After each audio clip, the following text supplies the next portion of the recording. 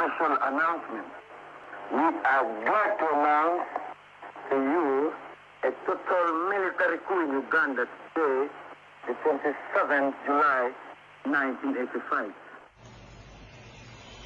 Uganda's nightmare of fierce tribal conflicts has brought Kampala to ruin. A bloodless coup, although an unknown number of people died in fighting or were murdered later, has put an end to Obote's rule.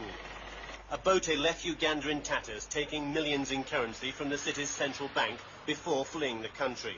A legacy that will be long remembered, for his face will appear on banknotes for years to come.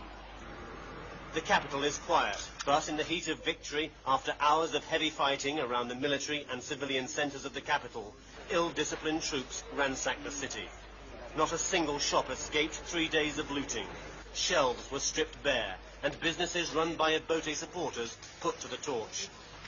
The evil of an ill-disciplined army has ceased, but in the early days of a new regime, no one's sure of lasting peace. A dusk to dawn curfew empties the streets. Very few dare break it.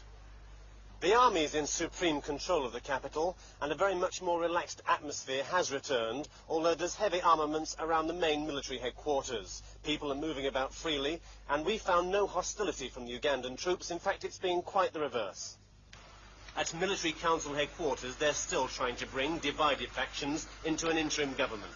The man who spearheaded the coup, Brigadier Basilio Okello, and his chief of staff, returned pledging a new start for the country. We want unity because so long we have been suffered enough. We already learned from that. We appeal to all Ugandans to come, to forget the past, and come to develop Uganda in peace. The military council wants Obote returned from wherever he may be. As far as we are concerned, we want him to be brought back as soon as possible. And of course he will face the law of the country. Whatever criminal charges, whatever offenses he has committed, that will be according to the law of the country. The new head of state is General Tito Okello. After attending Mass, he's a devout Roman Catholic. The General welcomed us to Kampala, saying that we could see for ourselves that stability is returning. But the General himself goes nowhere without a heavily armed guard that never leaves his side.